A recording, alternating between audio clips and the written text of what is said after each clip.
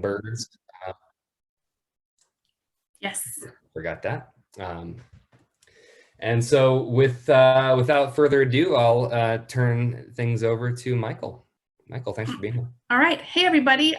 Thank you so much for having me. It's always great to hang out with BHA, and I wish we were all sitting around a pub drinking a beer together, especially since I'm out of beer. My fridge is, I don't go to the grocery store anymore. So, and I live in Bend, so it can't be that hard to find, but here we are. So yeah, I'm really excited with the Upland opener coming up. I guess the second Upland opener, grouse and West Side quail opened on September 1st. And so definitely curious to hear how everyone's season has been so far. So let us know about that. Yeah, nice job, Tristan. That's good. I haven't gotten out for forest grouse yet, but it's not gonna let me answer it. I'll just like ruin the curve anyway. So but one thing I just wanted to like kind of run through the game bird forecast with you guys, let you know what we know so far as how populations of all of our different upland birds are doing throughout the state that we know of. Point you guys to some resources, talk about what's happening in the regulations, any questions that you guys have, and also love to talk about our different access programs. So definitely get those questions queued up, but I'll go ahead and kind of give you a rundown of what we think we know about the upcoming season opener for Eastern Oregon. Matt, you threw me off there with your Washington mountain quail. One of the main species that we survey for, we get a lot of questions about, is chukar. Of course, a lot of upland hunters don't pick up on chukar until a little later in the season, and I think that's partly because chukars they like to live in kind of snaky country, so it's nice to wait until the snakes go to bed before you get out, and it's also warmer and it's a little harder on your dog. So sometimes we don't see people really getting out and sampling chukar country until a little later in the season. But what we think we know is that chukar may be down a little bit from last year, but last year was really a boomer year in certain places, especially the Deschutes and the Mid-Columbia. So when I say Mid-Columbia, that's like the Dalles, right? So, and then when I say the Columbia Basin, that's more of the Heppner area. And those are, those are of course our big upland bird hotspots in Oregon. So you'll hear me refer to those to those two different areas quite a bit, because that's where a lot of our birds are. And yeah, it looks like the Deschutes chukar boom kind of carried over into this year. Maybe not as many chicks on the ground, so we saw a lot more adults, but really good carriover. If you guys remember, we were hunting chukar well into January of this year, because it was a mild winter, and mild winter is good for chukar because they are a little bit susceptible to cold weather. So you've probably seen them pile up on the side of the road when the snow gets too deep, and there has been some history of us actually shutting down chukar season when the snow got too deep and they were just a little too vulnerable. That hasn't happened for a long time, and I hope it never happens again. But winter does matter to chukar, and we had an easy one, so there was good carryover. In general, when you look out at the landscape, boy, guys, it was sure a dry summer. It was drought. It was definitely a drought. And talking to all the people who've been sage grouse hunting the last couple weeks, nobody's finding, all the water holes are dry. Probably the antelope hunters feel the same way. Pronghorn, I don't know if they found dry water holes as well, but water's been kind of hard to come by. So, as an upland hunter, you can kind of use that to your advantage, because that'll tell you where the birds are. If you can find water, you can find your birds. But just be ethical about it, I guess. I would add that in there because that's it may seem like there's a lot of birds, but it may just be that they're really concentrated because of the lack of water on the landscape. So that's chukar. Chukar, water is really important to them. They can't exist out in that really dry country without some kind of a guzzler, or they'll come down to a creek or something like that, get a drink in the morning and a drink in the evening. So when you're looking for new chukar places, just make sure that there's some kind of a water source somewhere, and that's why these anytime you can get involved with a guzzler maintenance volunteer project, that's going to benefit your chukar out in that dry country. No, if yeah. When we have a hot and dry year like we did, I know that especially for brooding birds or young birds, their diet kind of consists mostly of grasshopper nymphs and macroinvertebrates, which generally kind of cycle up on hot years. Can you speak to that, striking a balance, or where the balance is this year? Yeah, it's interesting. That's such a great question. Because we have we're having quite a grasshopper year over in especially in Southeast Oregon, and that's great for chicks. So despite the fact that it's tied to a drought, if the hens could put some chicks on the ground, they're going to have an awesome protein source out there. Grasshoppers can be pretty hard on cover, especially if they're really thick, and so we're definitely seeing a lack of understory vegetation in a lot of our rangeland and grasslands, and that's probably has a lot to do with drought and grasshoppers combined. So anyway, I think the chicks that did make it on the ground are doing fine, but I don't think that the breeding effort across the board was very high this year. So I suspect that you guys are going to see a lot of adult birds in the bag probably this year. There's a lot of adult birds out there because it was an easy winter, but I suspect that you're not going to run into as large of broods, as many broods, or the broods might be kind of young. And so I'm curious to hear from our forest grouse hunters if maybe they ran into some pretty young broods. So yeah, that's kind of the story on chukar. The other one that we get asked a lot about, of course, is pheasant.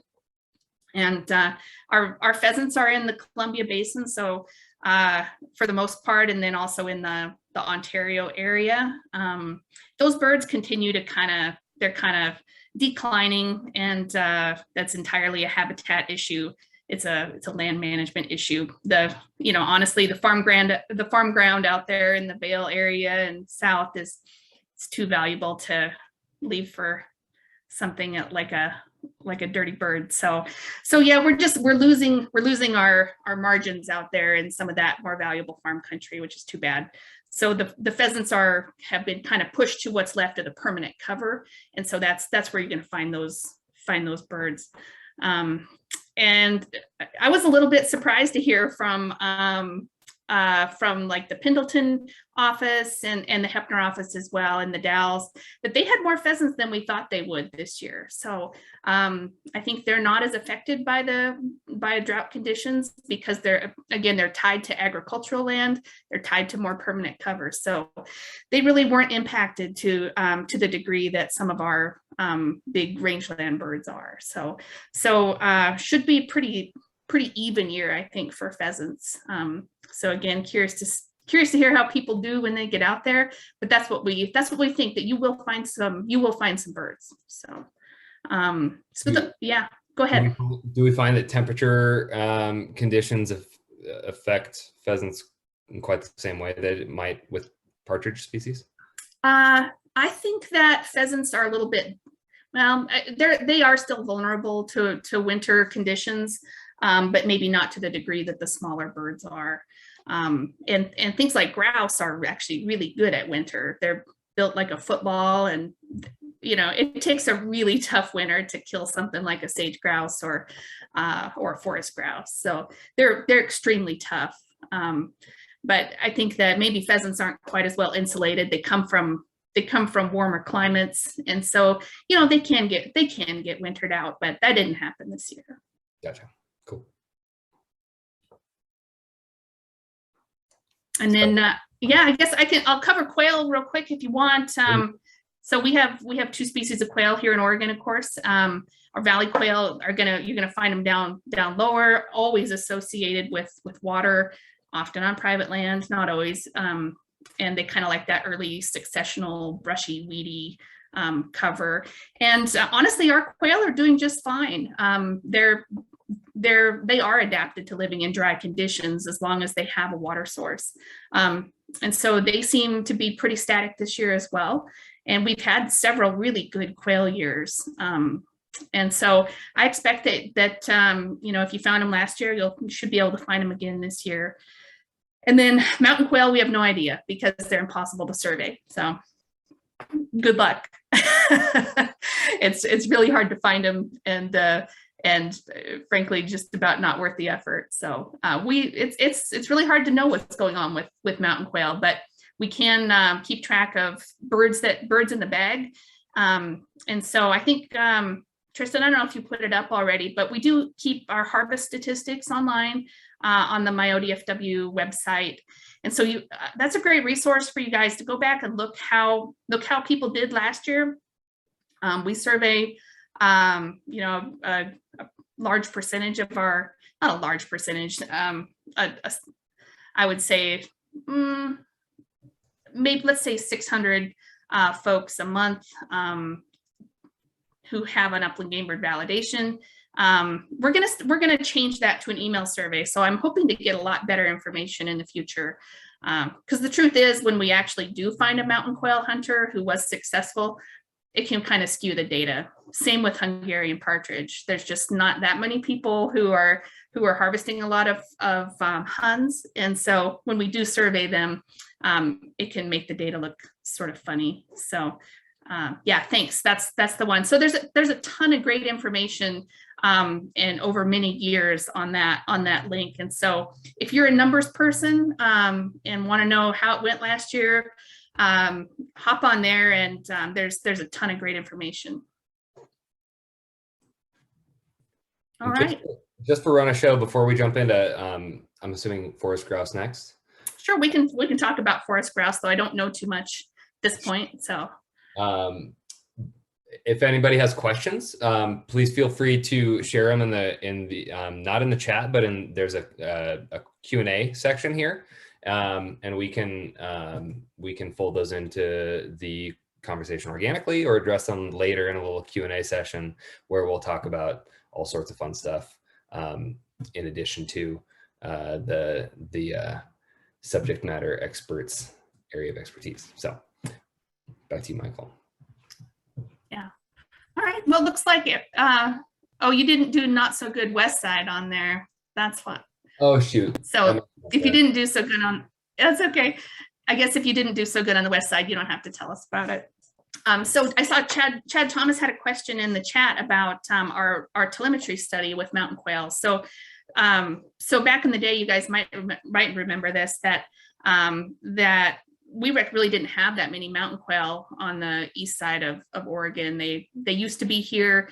I think we didn't treat our riparian areas very well back in the old days, and that squeezed the mountain quail kind of out of their habitat, because they, and on the dry side, they're still tied pretty closely to riparian areas. And so when those got burned or hammered by cows or whatever it is, we lost our mountain quail for the most part. So we started translocating mountain quail from the west side over to the east side, I guess back in the early 2000s and late 90s, and that was wildly successful. The cool thing about mountain quail is they have the potential to be really productive.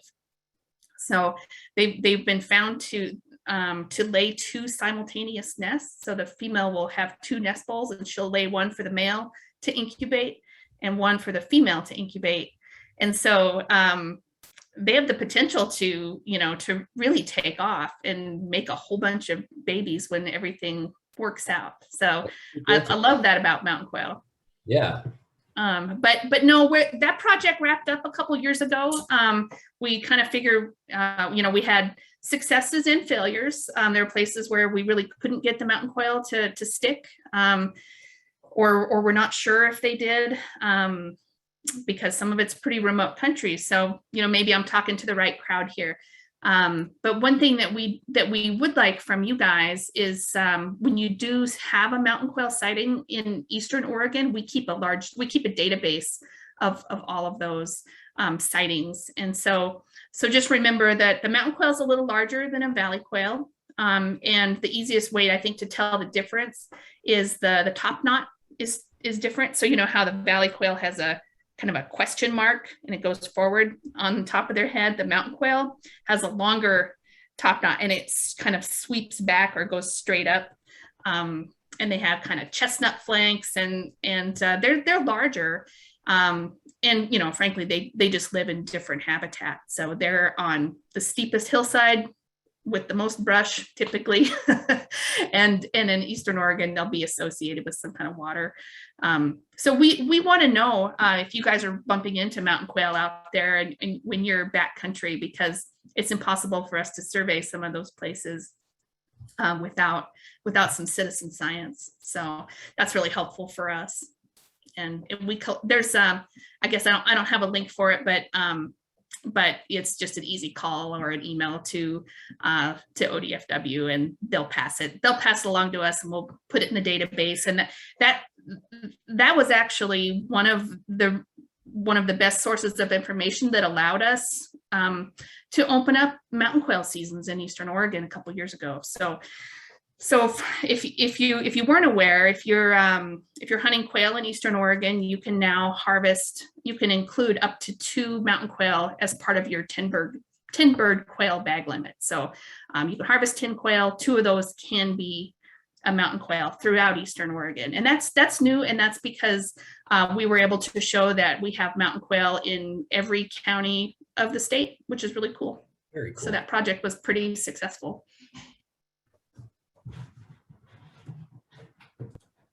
So what else do you guys want to talk about? Forest grouse, also, our forested species are hard to survey. And so it's a little bit anecdotal. It's a little bit word of mouth. Sometimes I think my best sources are conservation officers or OSP who are checking bear hunters in the in the Cascades. They tend to be pretty good sources. But for the most part, they're just kind of hard to survey. And so I don't think that data is super useful in the forecast. So is it a resource matter why we don't see wing collection barrels in every mountain range? Yeah, I mean it's a district choice whether they have the manpower to deal with that. And so some districts are really into it and put out a ton of barrels. So like Douglas County is one that probably does the most, but you'll see them throughout most of the big grouse country, but not all the offices have the resources to collect the wings, which is, that's just how it is. They have to decide where their priorities are. But it gives us a ton of great information. And so, yeah, unfortunately, we don't know how the season is going to go until after the fact, but there you go. Do most offices have the little paper bag available? Well, for people except all of our offices are closed, right? Okay. So yeah, from COVID. So January 1st, we're slated to open, but until then, you just need to make arrangements to drop them off if you don't have a wing barrel. And so, yeah, it's just a quick call to the office. There's usually someone in there. It's just that they're not open to the public for risk reasons. So we were supposed to open up September 1, but that got postponed, sadly. So in years past, I've loved to pick up a couple extra bags and then just throw the wings in my freezer and drop them off. Just y'all do me a favor and make sure and you write the date of your harvest on that bag, and the unit or the county where you took the bird. That makes your data so much more useful. It's because when we have the harvest date, we can actually tell Um, uh, we can kind of backdate those wings, and we can get things like hatch date, and we can so it's actually super useful information. But without that harvest date, we can't glean as much information from it. Now, to avoid going down a deep dark hole, can you age grouse similar to quail by counting primary feathers? Yes. Yeah. Yep. So so if you have so there's 10 primary feathers per wing, right? And you start with 10 on the outside, 10, 9, 8. And so the youngsters, the juveniles won't molt 9 and 10 until their second year. And so so that's kind of how you tell. So you'll see the feathers molting in 1 through 8. But if you see 9 and 10 molting, then you know that it's an old, at least a yearling, if not a 2-year-old bird. So. Very cool. Okay. Yeah. That is a rabbit hole. I'm sure. Yeah. I have tried to do it with quail and won't even pretend to know how to. Yeah, quail are hard. We do collect mountain quail wings, but for the most part, we just sex those birds. We don't try to age them. So, but if you look at the secondary feathers, they have little speckles on them if they're younger birds. So if you want to nerd out on wings, that's probably a whole nother conversation, but hopefully we can get into it another time. Yeah. Now, before this, you were telling me about how we were speaking about regulation, and that there haven't been a whole lot of changes to Oregon's 2021-2 season regulations. Is there anything there that is worth touching on? So I guess what I'll say is that we really update the upland regulations on a 5-year cycle. And we last did this in, I guess, was it 2020? And I think it was in 2020. And so we just started a new regulation cycle, and we really don't have any plans to change those. We like to give our hunters plenty of notice and availability to plan their trips, and so we don't mess with the upland regulations a whole lot unless there's an emergency, or situations change. If say there was a massive range fire or something like that, we have done things like or if we do have the emergency closure ability. For the most part, we don't monkey with the regulations too much. I did mention the change in the mountain quail bag, and there was a few things that went with that back when we updated the framework here a couple years ago. The only real change is actually related to turkeys, and definitely don't want to go down the turkey rabbit hole because that's a whole nother pint night. But we did open fall turkey September 1 in those units that are adjacent or overlapping Grant County, and that's kind of to try to get at some of those birds that are causing a lot of nuisance and damage in the John Day area, and try and get them. While they're still on public land before they come down, and when they get on private land, then you run into access challenges.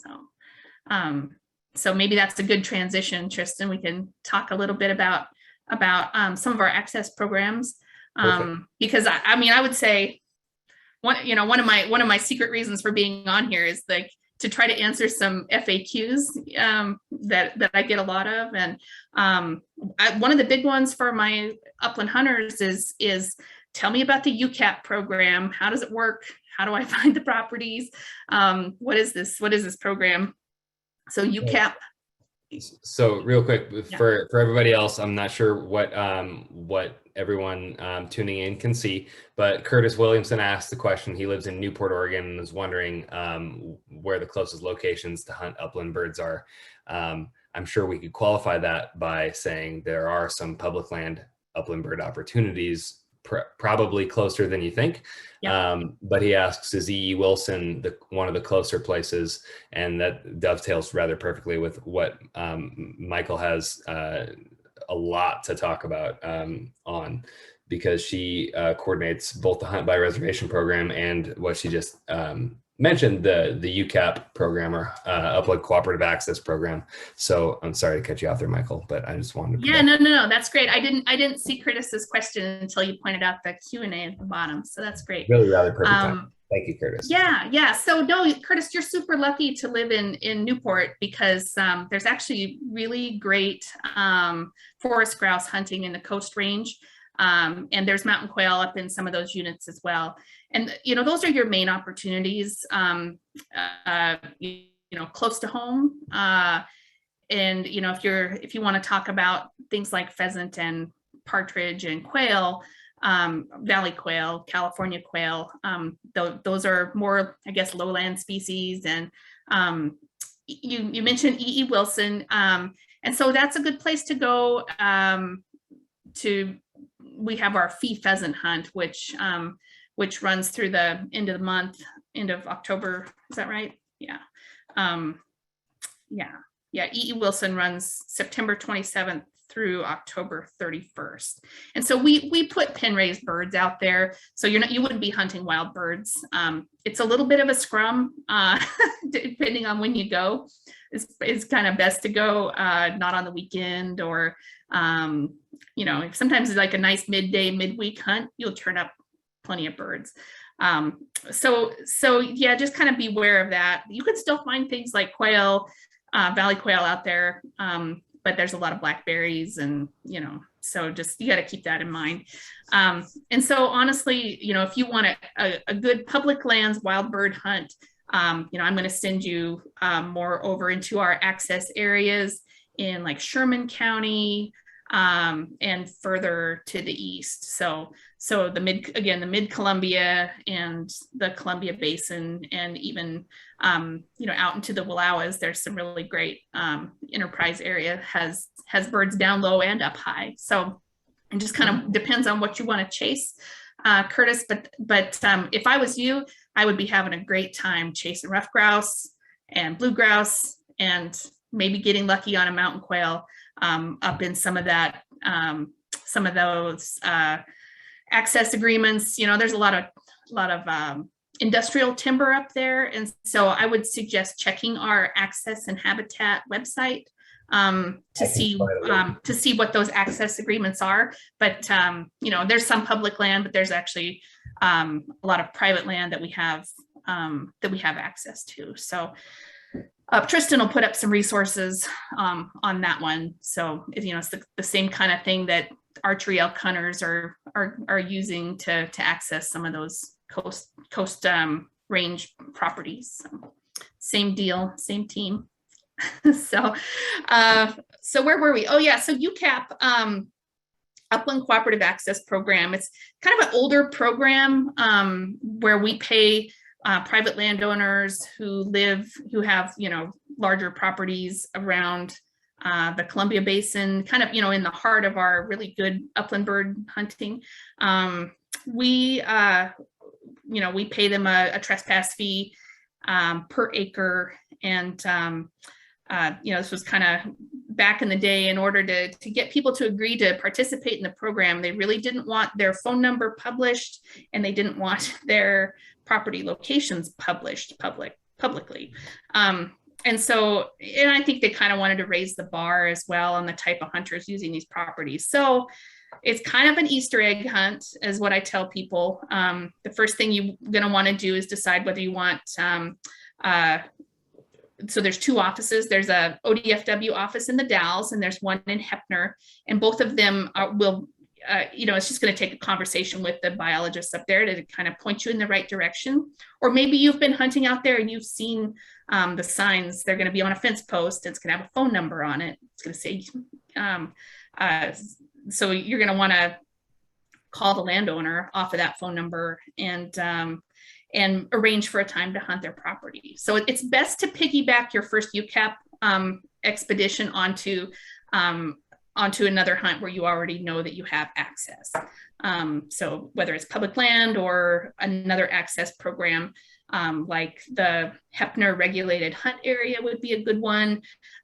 There's also some really great hunting on some of those national wildlife refuges south of Pendleton or around the Umatilla complex. So plan a hunt around that, and then call the office in the Dalles or in Heppner and say, hey, can you point me in the right direction to find some of these UCAP properties? And the landowner will decide whether he's got room for you that day, or whether you're going to have to make arrangements to come back. So it's really about establishing that relationship with the landowner, and getting that initial contact information. And I think that makes the landowner more comfortable, because you've gone to a little bit of extra effort to establish that relationship with them. So that's the story on UCAP. I realize it's not convenient. We do have 2 properties that we have tried to make more convenient, though.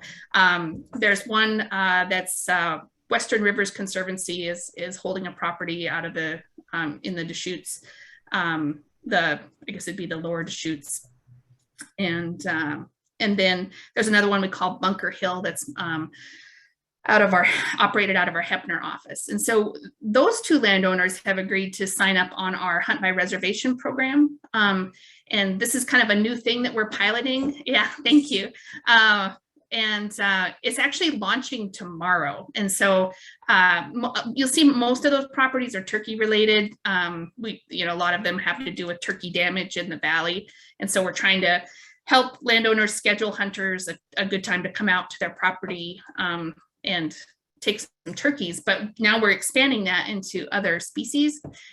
I'm super excited about it. So we're going to be moving to things like elk and deer, I hope, in the future. But anyway, there's 2 nice upland properties on that Hunt by Reservation website. So whether those properties will be up tomorrow or not, I hopefully they will. So I encourage you to check that out. And so you can book your hunt online. And that should be a great resource for folks that don't have the time to go out and scout, and maybe while you're out on one of those hunts, you can find some other UCAP properties. I can vouch for the quality of the program. Last year, I was fortunate. My wife and I went out with Brandon Dykes, and the properties that are on there don't end up on there for no reason. We'll just put it that way. There's generally pretty good opportunities inside of the program, and it is a really easy to navigate system where you can jump on, schedule hunt, keep things tidy, and make the trip with a pretty high degree of confidence. So yeah, it can get competitive. I will say that. So it's best to just kind of keep your thumb on the pulse there. We experimented with a Thursday at 10 a.m. release over spring turkey, and it pretty much crashed the agency website. So, so we might do more random releases and see if that works better. But fall turkey is not quite as popular as spring, anyways, and it's a longer season. So hopefully we don't kill the website tomorrow. We'll see. But it's not. I don't think it's going to be a timed release or anything. So. Yeah.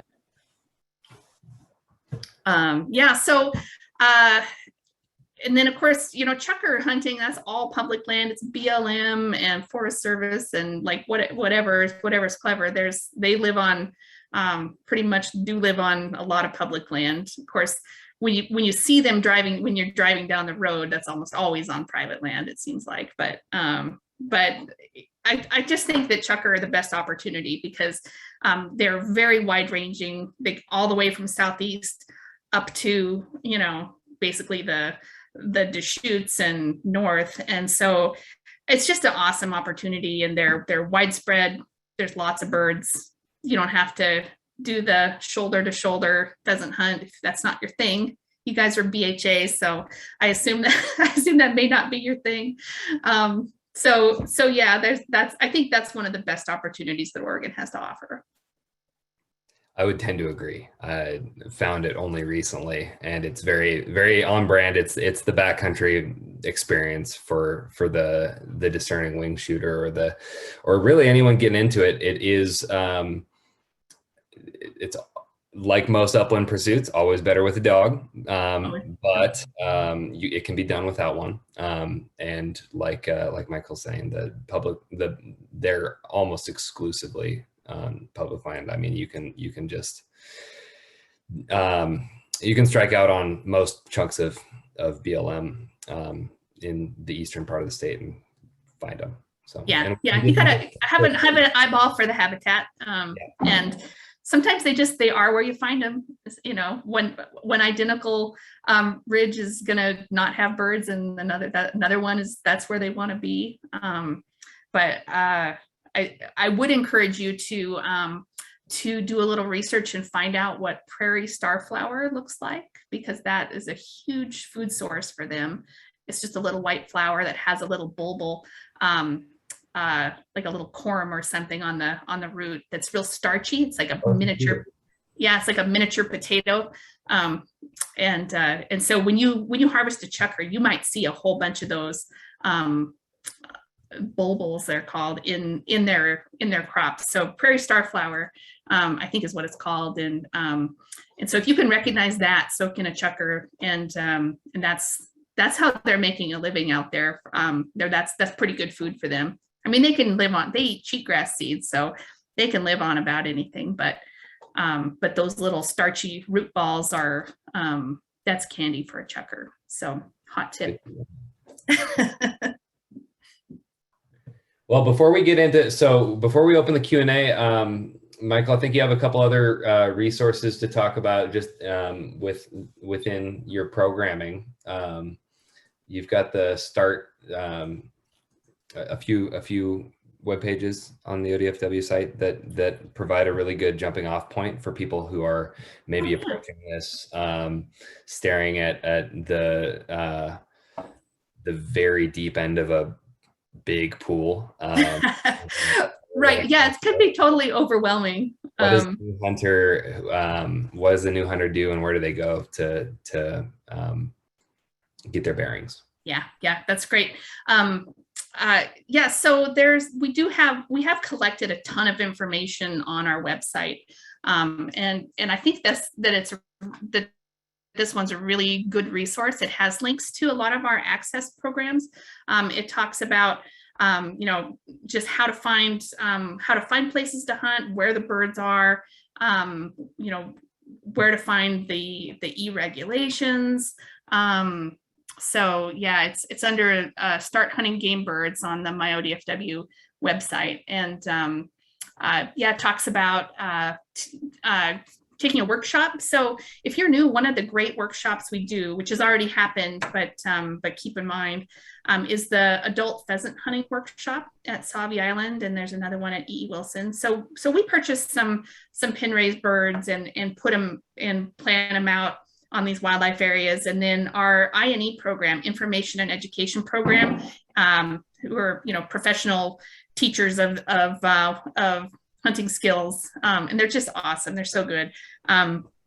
They come out and host couple maybe a dozen to 20 people come out and learn how to hunt pheasant. And we have volunteer dog handlers, and we teach you how to, we do some practice shooting, and we teach you how to dress the bird when it's all said and done. And that's an awesome opportunity. And, for someone who's just kind of getting their feet wet. So definitely check that out. And then, and again, those fee pheasant hunts, if you're trying to just kind of get your dog tuned up and you're getting ready for a big trip. Again, all of those West Side wildlife areas, there's 5 of them. So you got Sauvie, is there 4? Yeah, I guess there's 4. Denman, E.E., Fern Ridge, and Sauvie. All do fee pheasant hunts. So, and they can be very popular because frankly, we've lost our pheasants on the West Side.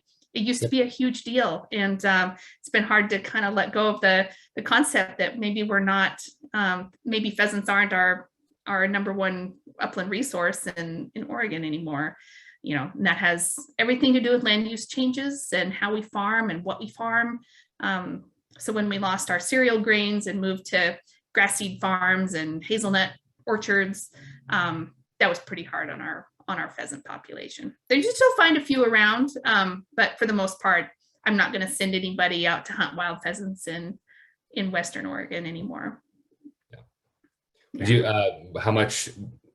I like to blame the disappearance of fence row ecology. I do it often. Am I right in placing that a little bit, or is Yeah, it's the loss of edge habitats. Yeah. Mm-hmm. Yep. And so the cleaner our farms get, and you can't blame the farmer, right? The fewer weeds they have in their grass seed, the more value it has. And so they had to clean up their fence rows and, in order to maximize the value of their crop. And that's where the pheasants were hiding out. And so that a lot of that habitat's just gone. Which is, it's unfortunate because we were the first state to have wild pheasants, to hunt wild pheasants in the United States. I mean, we've had them since the late 1800s. And so there's a huge legacy there. It's been hard to let go of. But now our pheasant hunting is in Eastern Oregon. But you can still go tune up your dog or take your kid out on a youth hunt on those wildlife areas. And, it's a nice little opportunity to kind of get tuned up for the season. It's a wonderful. I would caution anyone who looks down their nose at the canned or half canned bird opportunities, because it is an opportunity for bird contacts. And as I'm in the process of learning right now, bird contacts are everything to a developing dog. So yeah, it can be hard to find. Birds to train your dog on sometimes, and so it's just another opportunity. And I was able to get my dog out on a youth pheasant hunt in Madras the other day, and she had a great day. She had a ball. She was seeds from here to there, and that was on a private hunting preserve that frankly I don't think I could afford to hunt, but this is, something that the state does and thinks is important. And my kid had an awesome day, and my dog had a better day. So. That's important. Well, with that, we'd love to open things up to a Q&A. If you, we're able to pass the microphone around. If anyone has speaking questions, raise your hand. But it'd certainly be easiest if people type a question into the Q&A function here on Zoom. We'd love to talk. We'd love to pick Michael's brain further, but we're both here to talk about tactics, tips and tricks in the field when going after specific species. I've been living and breathing upland hunting since I got my first pointing dog a couple of years ago, and doing it quite a bit before then. But I feel fairly comfortable helping, sharing what information I do have. We can talk gear, dogs, dog work, more ecology and biology stuff, and if you've got curiosities on opportunities or identifying more specific opportunities within the area that you're trying to hunt, we'd love to hear them. So let's open the floor to your questions and answers, folks. Right. Or tell us some tidbit that you've learned from your outings, and we can all kind of learn together as a group too, because I guarantee there's some much more experienced upland hunters on here than either of your hosts. And so tell us what you know, and share that with the group. How do we find birds in a huge landscape? What tricks do you have up your sleeve? So I'd love to hear from you guys. Thank you for that. That's absolutely true. I'm on a steep learning curve right now. Well, it's big country, isn't it? And one of the codes that I haven't cracked is where the heck do you find Hungarian partridge? And that's they're few and far between. The times that I have put them up, I had no idea that I was in, I didn't expect that I would be in Hungarian territory. I was, frankly, I was sage grouse hunting, and oh, really? We're putting up Huns. And so they always surprise me where they are. And, but it's kind of like, you can find them when you're not looking for them, it seems like. Yeah. In that mid-Columbia zone, it seems I've found them to be a little more predictable than elsewhere. Certainly on the margins of ag land and sage. has been pretty productive. And I've noticed in the last couple of years that that they seem to be on quite the uptrend. Do you have numbers to support that at all? Or Well, they're difficult to survey. And and again, just like mountain quail, they have the potential to be wildly productive because, frankly, those little birds don't live very long. I think the average lifespan is maybe, a year and a half to 2 years when you average it all out. So they have to get on the ground and make hay. And so they do, in a good year, you can have a huge boom in Huns. And then sometimes you just can't find them. And so yeah, they're a boom and bust, just like, chukar can be like that. Quail can be like that, but it's definitely a partridge thing. They can be they can be very productive, or they can just almost disappear. I've definitely noticed that. The first covey that I ever got to chase is always in the same spot on a farm that I'm lucky to have some permission on. And over the years, they were just the most evasive critters. They were tuned up to how we approach them. And it was a small covey, and it stayed small, and it was just a couple birds for years and years and years. And then about 3-4 years ago, they doubled and doubled again, and it's just really great to see them. There's something about those cinnamon feathers that just say fall to me. So we've got a question from Curtis again. He said a lot of BLM land out east is a great opportunity for bird hunting, and asks if there are specific topographical regions to locate and what time of day is best for locating. He continues to say that he grew up hunting pheasant in Wisconsin, and he's a little bit out of his element, and that is a fair, because Wisconsin pheasant land is a bit different than the eastern reaches of our state here. Yeah. Located. Yeah. Go ahead. No, so I can talk about that a little bit. I think that's a great question, actually. So Curtis, the original chukar releases were all on the large drainages throughout Eastern Oregon. They kind of started down in the southeast corner. So the birds were released on like the Malheur and the Snake, the John Day, all the forks of the John Day, and eventually the Deschutes. They're released in the Trout Creeks. And so they started with the large river drainages, because it's that big kind of steep rolling country, and a water source. And they have that water source, right? And then the birds have kind of spread out from there. So, they're on the tributaries to those rivers and the adjacent ridges. And so they're certainly, so that's where I would start, is to, just identify one of those rivers, Grand Ronde, that you want to explore. One that's pretty well known is on the Snake River, the Brownlee Reservoir. That one really turned out well in our surveys this year. It's a bit of a jaunt out to Baker, but they actually had a great turnout when they counted birds this summer. So that's one tip. But you're looking for those large river drainages and kind of the topography associated with that. Is that fair to say, Tristan? It's certainly been my experience, and anything I would have to add is purely experiential.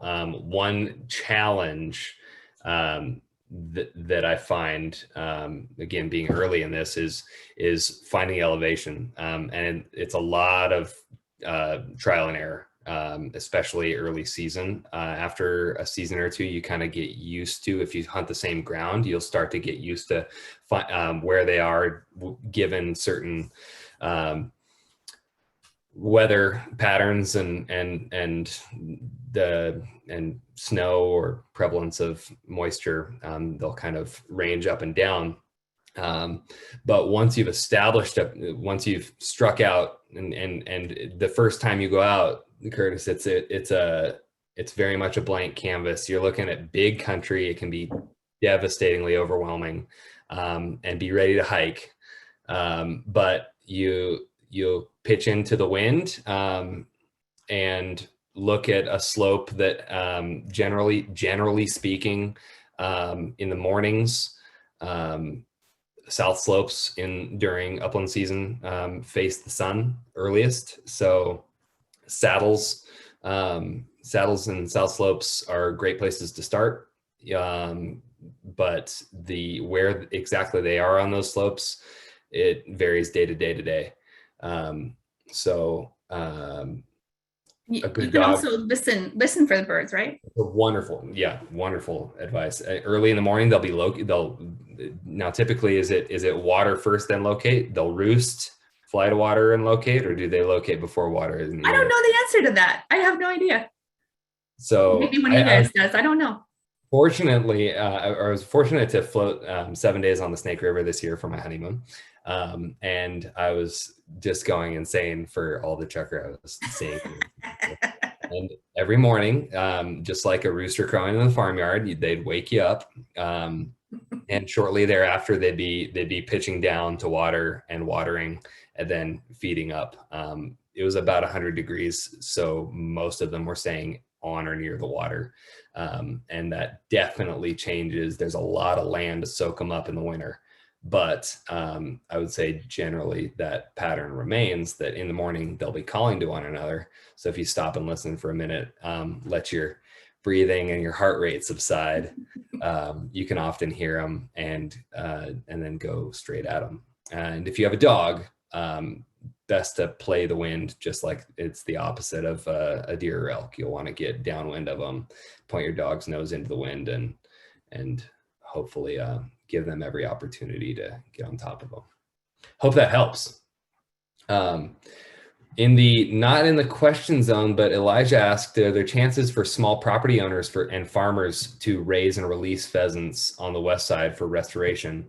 Does anyone offer any programs? And I bring that one up specifically because, Michael, you had mentioned to me something on this subject, and I'd love for you. Yeah, it's funny, Elijah, that's a question that we get a lot of, and maybe I'm going to say 2 decades ago, we started a program where we cost shared chicks with people who wanted to raise and release them, and it might have been 30 years ago, and it wasn't successful. These birds, hand-raised birds, just don't survive in the wild for more than about 2 weeks. That's what we've learned. And so, frankly, it would take, and we would have to increase the number of pheasants we release exponentially to maybe get them to stick. But the reason that we don't have the birds is because, the habitat's not there anymore. And so it's not that something random happened to the birds, that they just got wintered out, but the habitat's still there. They left or they died out because they didn't have, all 4 seasons of needs met. And so until we take care of the habitat side, it probably doesn't make sense to just randomly turn birds loose on the landscape. And just to put it in perspective, I like to use our chukar example. So chukar were actually established from pin-raised birds. We used to have 2 game farms. There used to be one in Ontario, and then E.E. Wilson. But they raised a whole bunch of chukar on the game farm and started turning them loose. And it took 76,000 chukar turned loose on the landscape to get them established. So that's the kind of scale we're talking about, to try to satiate the predators, find the right habitat, and hopefully have some survivors out there who will survive long enough to breed in the wild. So it's easier said than done. Yeah. Not to be a doom and gloomer. The real answer is we need, once the habitat's in place, then it makes a lot more sense to import wild birds from somewhere like North Dakota or South Dakota, or even, we do have some pockets locally. And we know that those birds are tough and can survive in Oregon's climate. And so it's best to draw from wild populations rather than pin-raised birds. And I would only add to that it can be a bit of a gloomy undertaking, but it's incumbent on us, the people who advocate for more and healthier wild places, to reestablish and reinvest in those in the habitats that can sustain the birds that we want to chase.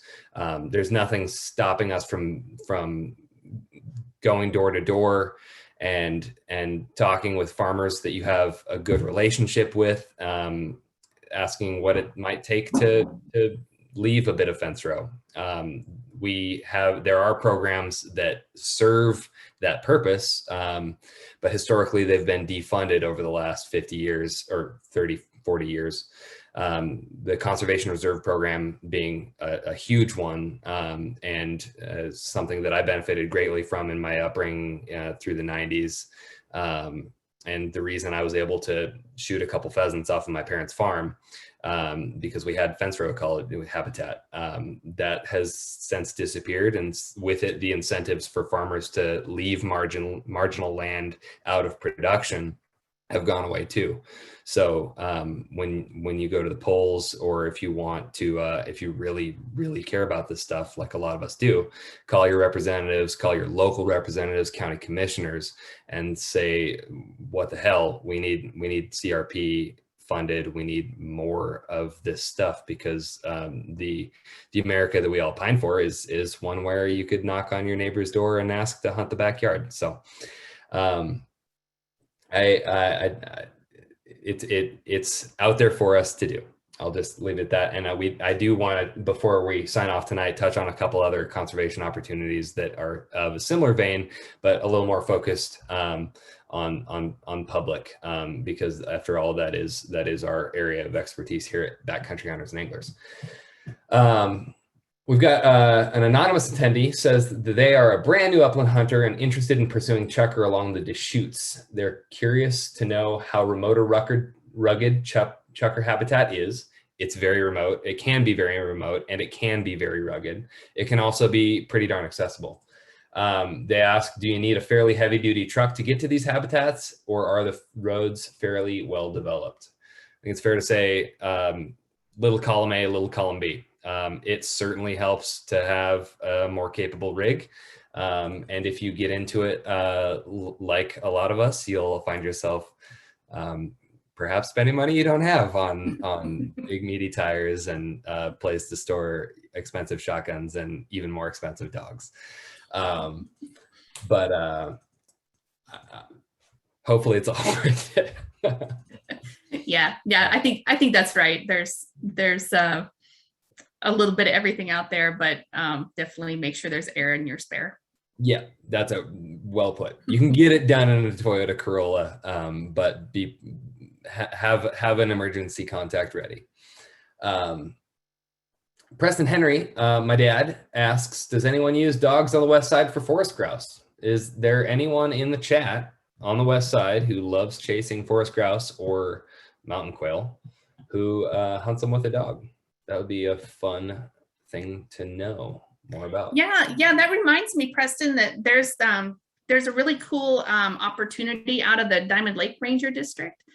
So that would be, I guess kind of out, what would be east of Roseburg, where they actually kind of maintain some road closures and kind of sweeten them up a little bit for forest grouse. So it's a really nice hunting opportunity where there's, you can get out of your truck and still find birds on an old closed road. And so I think that one's definitely worth checking out, especially if you like to hunt with a dog. So good to know. I'm gonna have to ask you a little more about that one off. Yeah. And Dad, I hope I can drag you along on that one. Another attendee asks, whatever happened to a Mongolian pheasant introduction program? Oh yeah. I've got files and files on this, you guys. I've been in the old, this was before my time, but they were called Szechuan pheasants. And so they were supposedly more adapted to forested habitats. And so we turned a bunch of Szechuan pheasants loose, and I don't think that anyone's harvesting them now. So we tried it. probably spent way more money than we should have on it. I don't know, but it was worth a try, you know, as it was recognized that we were losing the upland habitat or the cropped habitat. But obviously the valley still had plenty of forested habitat, so it was worth a shot. But they didn't take. It probably wasn't enough birds. I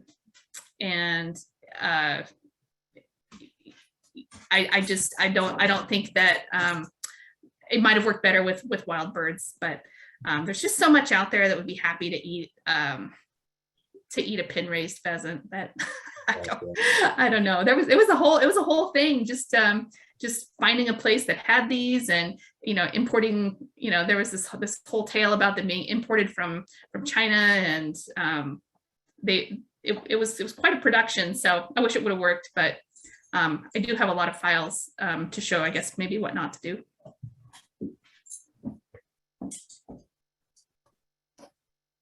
We do. I see them occasionally in the Morrow Grass Valley area, but I'm sure they're pen raised at this point, mostly. Just escapees or holdover birds. And well, no, those would probably be wild birds at this point, I think. There's pheasants in that country. So even Szechuan? Oh, Szechuan, I don't know about that. So you said you're seeing Szechuan? Occasionally. Oh, well, maybe so. Man, you guys, I gotta let my dog out. I'm just gonna open the door here real quick. Hang tight. Otherwise she's gonna cry. I'll take this opportunity to talk about another chance we have to better invest in the ecologies that sustain this particular kind of hunting. BHA has recently partnered with 9 other conservation organizations to sponsor legislation called the North American Grasslands Act. It goes without saying, you know, the habitat is how we have this hunt or these hunts, and say the sagebrush steppe that supports chukar, huns, sage grouse, the grasslands that support all the same things in other states, including and with the addition of pheasants, sharptails, prairie chicken, and so on and so on. Are critically endangered habitat. We've lost over 50 million acres in the last 10 years alone of these habitats. And it's often kind of because people who, unlike us, look out at those things and rubbernecking while we drive through them, see endless opportunity and beauty, see flyover country, and see realistically places for energy development, roads, grazing, and where the impacts of human activity are a little bit more subtle. So we've partnered with a bunch of other conservation organizations, and I will put a link in here to work with politicians to push a conservation bill that would seek to save a lot of this country and preserve it by establishing a grant program that's designed to give landowners a voluntary and flexible economic incentives to preserve marginal land. It's a plan with a lot of precedents, and it worked for waterfowl in the last century, and we hope that we can gain steam and see it work for upland species, as well as mule deer, antelope, bison, all the things that we should be able to chase more than every 15 years, as the case might be in Oregon. But we need your help. So the link that I've posted in the chat is a take action link. It's a form letter that will send your feelings to your local elected representatives. But I'd ask you to go a step further. Call your reps, tell them that grassland and sagebrush habitat means a lot to you. And share and challenge your hunting buddies to do the same thing. anyone who gets what we all get out of wild places like that, frankly, it's our job to see that stewardship is done on the landscape. We've also been working with another group of conservation orgs, informing, or rather reforming, the Oahe Sportsman Coalition, and have found some pretty good success in response to challenges with some resource management plans in Eastern Oregon, specifically the Vail District RMP that was under the microscope over the last couple of years. A lot of opportunity exists out there. There have been stakeholder meetings where mutually agreeable resource management plans have been staked out, and the elected leader, or the appointed leaders of the BLM have not done what has been asked of by local representation. So we're lucky to have a Senate delegation who listens rather well to these pleas, and have succeeded, or are well along the way in protecting some pretty amazing ground out in the Oahes that is just lousy with chukar hunting opportunities. You'll be able to find some huns out there, sage grouse if you're lucky enough to draw the tags, and mule deer and antelope as well. So I'm going to post that in the chat. And we recently published there's a great video on there that is a little bit of a deeper dive than we have tonight, but I encourage you all to watch it, and then also take action.